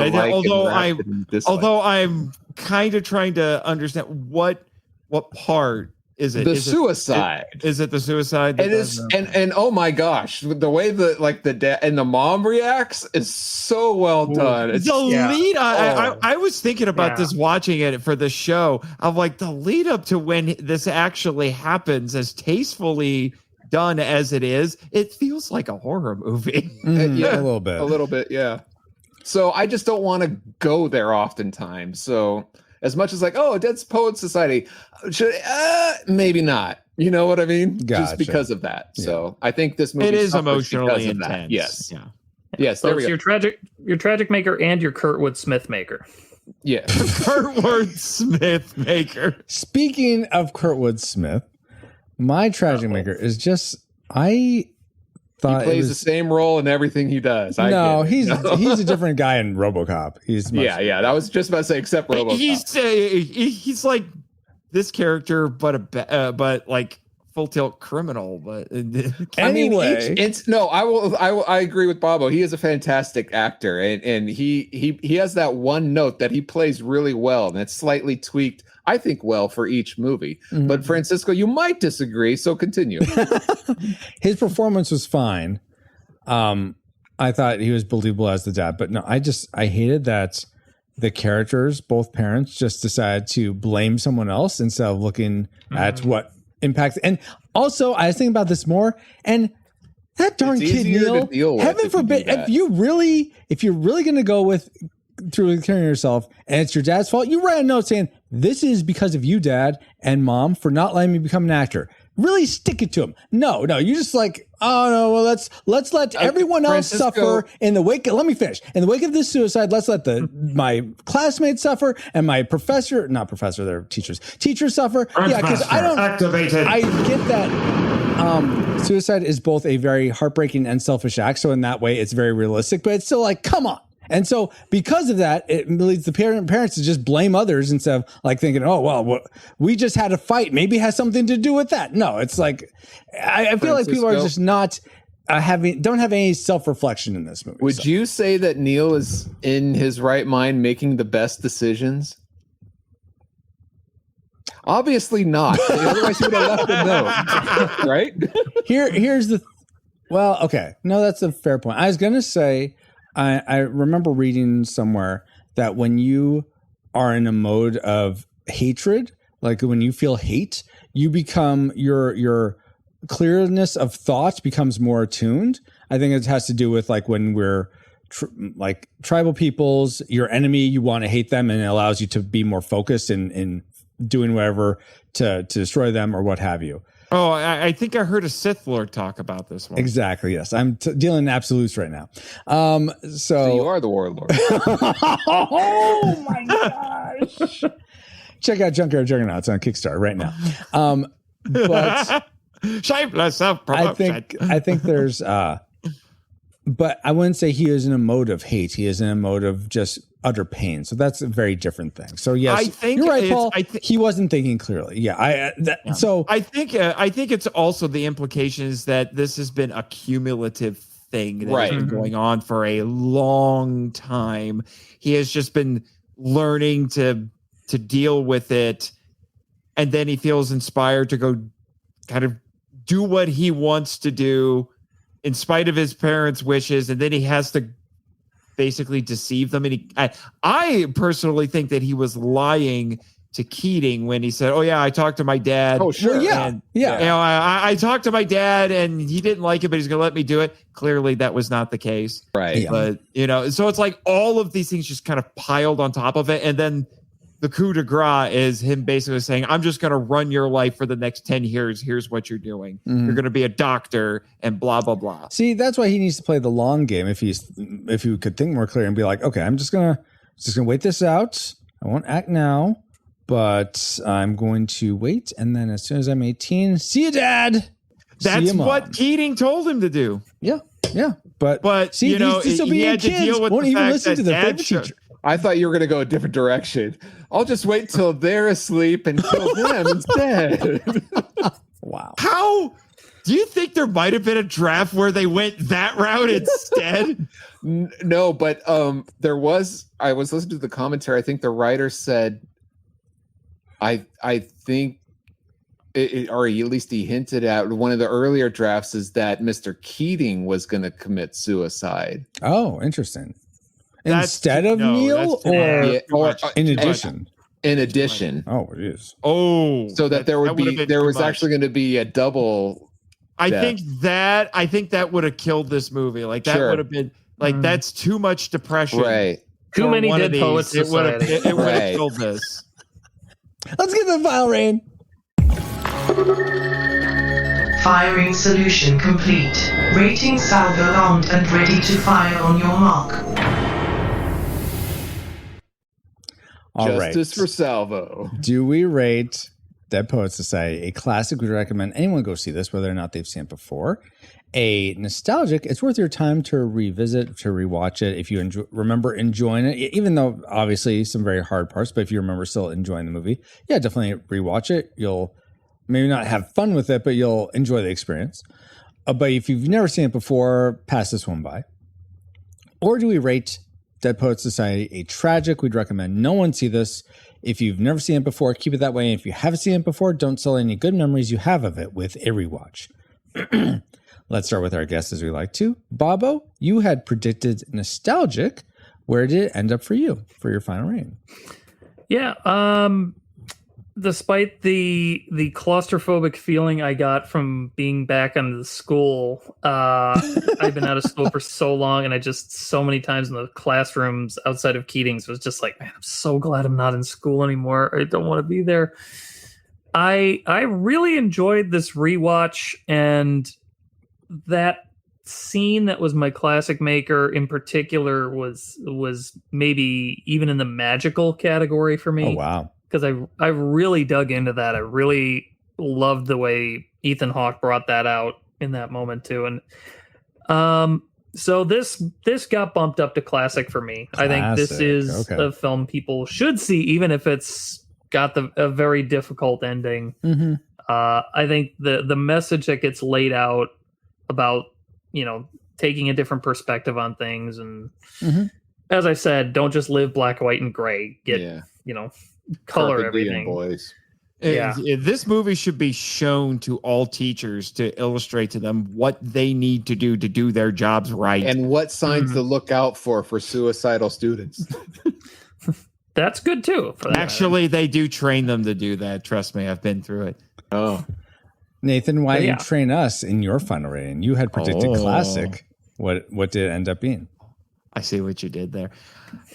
Watching it again, it's actually the second time I've watched it this year. Oh wow. And this was a much more pleasant experience. My previous one was a little less pleasant because of the people I was watching it with. Mm-hmm. But putting that aside, Is it as perfect as I wish it was? No. So tragic. Okay, we can continue on. Is it? No. I just heard you say it wasn't perfect, and obviously, don't cut me off. How dare you, child? Anyway, it's Captain. Oh, my captain. Yeah, but anyway, it is still a classic for me. Still a classic for you. It is still a classic for me. I actually saw a similar movie to this a few years ago. I wish I could remember what it's called, but it was. With Love. No. To Russia with Love. To Sir with Love. It actually is. It's similar. It deals with racism and schools in slum. It wasn't it wasn't like that, but it was that's true. But no, it was similar, and I kept making comparisons to Dead Poets Society while I was watching it. But I think the power of the performances, the nuanced storytelling that we're getting in here, the inspirational classroom scenes and such, like it, I understand now how this thing raked in as much money as it did, because that was a lot of bank that they had there. And so maybe I'm a little bit of a sucker for these sorts of things. There's a little too much of a poet in me, I suppose, but gotcha. I loved it. And I wish we had more teachers like Mr. Keating. Got it. To be honest, I think honestly, when I was teaching, I was like, sometimes I would think back to this movie and I'd be like, I wish I could be like that. I really do wish I could be like that. Very sometimes. fair. All right, so we have 2 classics so far. And before we get to me and Paul's rating, we like to go to you Reflexipastors who support the podcast. Thank you so much for your support. And you collectively rated Dead Poets Society a classic. So classic from you guys. Now, 3 classics so far, so it doesn't really matter what me and Paul decide on. But Paul, right? You I'm have, going to exercise my right not to vote. Then this isn't 12 Angry Men. No, but that's what Wakanda said about Wakanda. That's right. I forgot about that part. Sorry. And no, I didn't fall asleep. I didn't watch this on Twitch. Forever. Paul, so what now? Just what's your rating, Paul? This movie is, like I said, is too long. It's too heartbreaking. Yet I'd still recommend anyone go see it. It's a classic for me. Classic for you. All right. So for me, all right. Yeah, spoil it for us. All right. For me, I didn't really connect with anything in this movie. I wanted to enjoy it to some extent. I wanted to enjoy Robin Williams. I wanted to enjoy the relationships, but this is just blah. I did not like it. I don't know why. I feel like the tragedy at the end isn't as earned as it should have been. I feel like there's plenty of ways out. That's often the case with suicide. That's fair. I also really, and I didn't mention this, but I didn't like that Kurtwood Smith, seeing his son get so much Kurt Cobain, whatever his name was, the father of that would have made this a very different movie.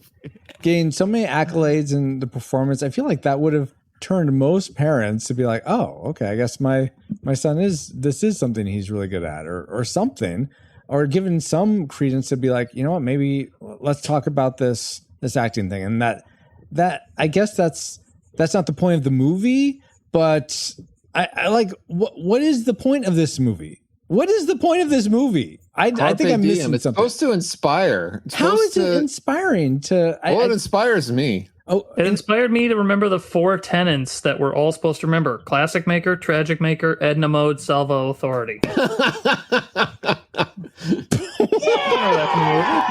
Hard to argue with that. But classic. All right. No.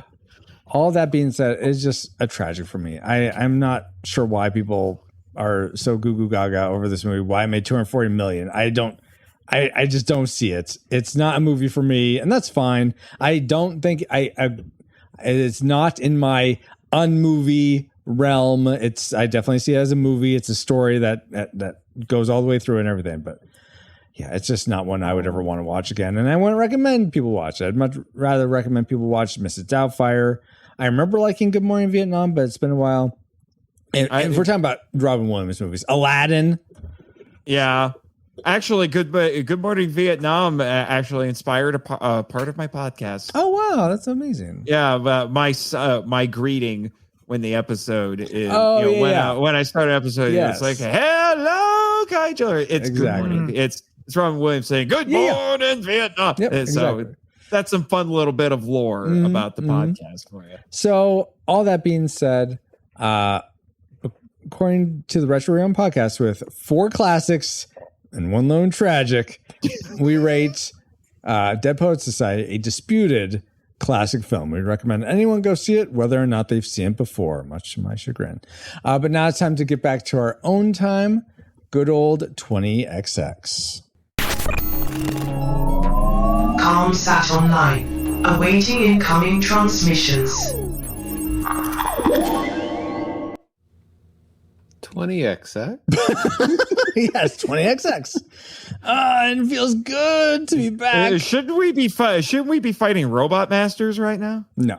It feels good to be back, but we wouldn't have been able to travel back to 1989 to begin with if it weren't for our amazing reflux capacitors, namely Deborah Powers, Geek Devotions, Drew of the Cellcast, Ashley Ruiz, Kennethan, Fabulous Lomax, That's Our Bible. Oh, you're right here. Woo-hoo! D. Tungsten, Daryl Hafner, Cool Deluxe, Dustin He's a Big Deal Warford, Flux, Redeemed Otaku, in addition to 2 other awesome patrons as well. Thank you all so much for keeping the gigawatts coming. And if you want to help keep us flying and get bonus content for your generosity, head over to retrorewindpodcast.com/support to start. Oh, Captain, my Captain, our fearful trip is done because this stream is sponsored by PaulJPowers.com. So, Francisco, is there any ways to support the show and you, Captain O'Captain, without digging into our wallets? I'm just very curious. Did you come up with the poem, or did Nate come up with the poem? Not this Nate Henderson. That would spoil that I did. All right. It was very good. I liked it. I liked it very much. So I was just curious. But what were you saying? Freeways to support the show? No highways, only freeways? Yeah. Okay. What are people? We're so thankful that people. So we're not putting in the no tolls option on this trip. No, sorry. What were you saying, Paul? We're very appreciative of those who do support financially, but those who want to support the show, who are not in the position to support financially, how can they help support the show? Yeah. So you probably enjoyed this episode either because you agreed with everyone else or you agreed with me. You're like, yeah, stand strong, Francisco. I hate this movie too. Hey, he's being a free thinker right now. He's doing what Mr. Keating taught us all to do. Oh, dang it. I don't like that. Okay, maybe I'll change my mind to classic. No, I changed my mind. I choose to conform. It's a classic. You're really sticking to it. I have used your own logic against you, sir. Anyway, so you probably free thing lose either way. You probably, no matter who wins, we lose. You probably enjoyed this episode if you made it this far. So if you aren't driving, tap the share icon in your podcast player for this episode and send it to a friend saying, I know you like Dead Poet Society, so I thought you would like this podcast about it. What about Dead Pool Society? Deadpool Society. We haven't covered that yet. Oh. All right. But we'll thank people for sharing, and we want to thank our guests for coming on and sharing their thoughts about Dead Poet Society. So I'd like to go alphabetical order. Let's start with David or Bobco or Bob. You all become before Nathan and Martin. So let's start with Bob. Where can people find you online? That's the problem with being in the middle of the alphabet. Yeah. So how can people find you online, Bobo, if you want to be found? They can't and they shouldn't. Unless you already know me. But I will say, and yet here you are, sir, tempting us all. Well, I have to, people can't miss me unless they see me once in a while and think, where is that guy? Good point. Oh, it's because you keep throwing mad balls at people. I guess so. But I'm just going to try to throw Francisco off by saying thank you to Alutric for enhancing the show's music. Alutric.bandcamp.com or youtube.com/@Alutric8266. Alutric spelled ALLOOUTRICK. Good job. Oh, did you see that? That was a mic drop right there. All right. And it was Nathan. like David Letterman when he would throw the cards through the window with no glass, and they would put the glass sound effect. That's all we were missing. Well done, Bobo. Well done. Oh, there you go. And Nathan, how can people find you online? And is there anything cool you got going on that people should know about? Oh, I got so many things. I'm always doing things. I'm a writer and a podcaster, obviously. I'm on the podcasting front. I'm the host of such podcasts as the Monster Island Film Vault, a podcast seeking entertainment and enlightenment through tokusatsu. You already got the plug for that, so we'll skip that one for now. And I'm also one of the co-hosts of Henshin Power V3, where three friends have 3 minutes to talk about tokusatsu. In that show, it's a television-focused podcast where we talk about shows involving transforming superheroes. Doesn't matter if it's live-action, animated, Japanese, or anywhere else, although we haven't done an American show quite yet. And our gimmick is that we'll go through 5 to 10 episodes of a television show, but we only get to talk about each episode for 3 minutes, just like Shin Hayata can only be Ultraman for 3 minutes if you watch classic Ultraman. So give that one a listen. It's very rapid fire to say the least. And the reason why you heard a little plug tonight, and I'll announce it on this episode, even though it's going to the official joining isn't going to be until the next seasons of each show get started. Both the Monster Island Film Vault and Henshin Power V3 are now proud members of the Culture Box Network. Thank you. Yeah, all joking aside, thank you guys very much for admitting both of my shows. I get it. I'm practically the unofficial third co-host on Cellcast at this point. They just keep finding more animated Titanic movies with childish octopus kaiju to make me watch. So they're going to find more. They will probably use AI to make another one just to bring me on again. Probably. They will rent, what is it, like Google VO or whatever it's called, VO3 or whatever, for like $250 just to say, make an animated Titanic movie full of lies and octopus kaiju. Jeez. Made in North Korea. But anyway, so give those a listen, obviously. And if you want to check out my writing, including a new book that I hope to have out before the end of the month. We'll see how that goes. But it's a new short story collection called Isn't today the end of the month? I was about to say the end of July, sir. Okay. The end of July, sir. When Don't this mess comes with out. me. Don't mess with me. I get it. We're all talking about the importance of language, but only I get to be a stickler for that sort of stuff. And the listener 3 years from now has some hope. yeah. Anyway, so yeah, it's called the Worlds of Nathan Marchand Volume 2, Tales of the Lost and Lonely. So hopefully that will be out, like I said, by the end of the month. It's a collection of unpublished short stories that I just want to get these out there. I want to get a new book out as if I can. I'm also, and I can't talk about this, I also contributed to the latest volume. It should be out relatively soon, of Finding God in Anime. I have two entries in that one, where I think I can mention this. I wrote There's a commie. I wrote entries using Gatchaman, the 70s Henshin Hero TV show that when I watched it, I'm like, Super Sentai totally ripped this off. A couple of years later. And as you would expect, Gamera Rebirth, the Gamera, it's Gamera, not Gamera, sir. Gamora? Animated. Gamora? Gomera? What? Yeah. Gordito? Golly. And then I'm another quick thing I'll mention really quick. I am also a member of the NathanJSMarchand.com. That's my author website. And I'm also a member of the stable of actors at Scyther Podcast, which makes fan-produced, high quality, I might add, very professional, fan-produced audio dramas, including X-Men, the audio drama, Power Rangers, the audio drama, and Avengers, the audio drama. And I have appeared in all three of those shows. And on Power Rangers, I was notoriously Rito, the obnoxious little brother of Rita Repulsa. And on Avengers, whenever they have crossovers with the Fantastic Four, I'm Johnny Storm, baby. Nice. And the weirdest one, and I still can't process that I was personally asked to do this, on X-Men, I've so far only been a cameo as a post-credit gag. I was, of all people, Deadpool. Oh, wow. Nice. Fun. So, yeah, go give those a listen. They have another show.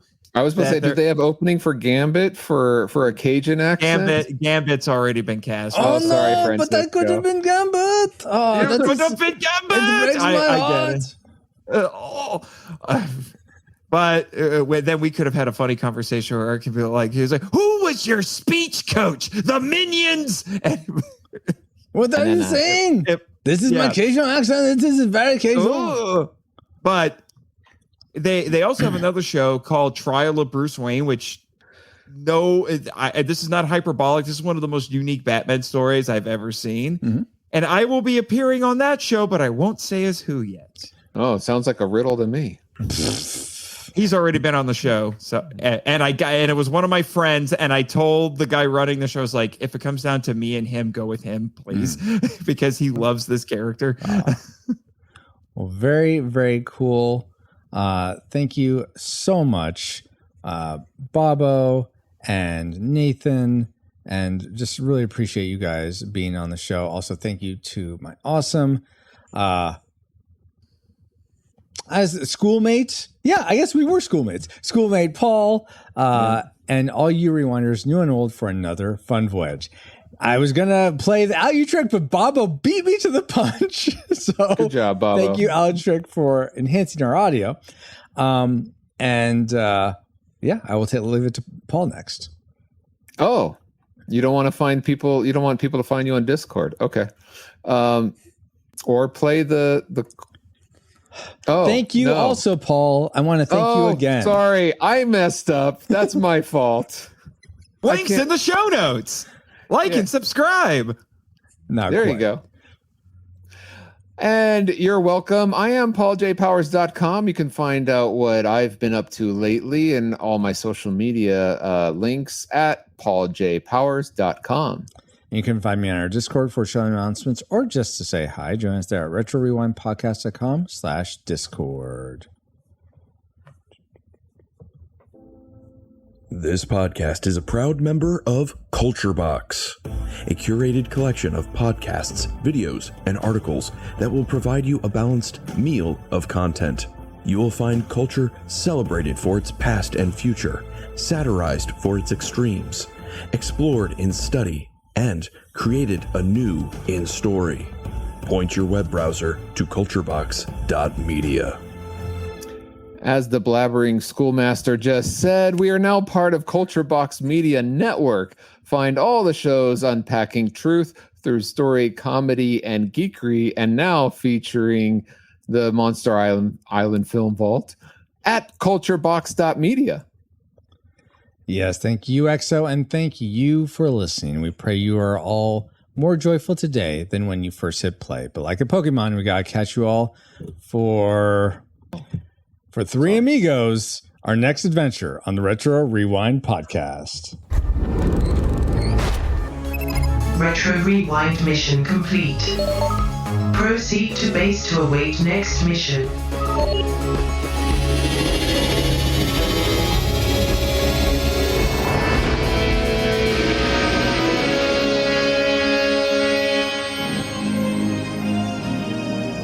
Thank you, boys.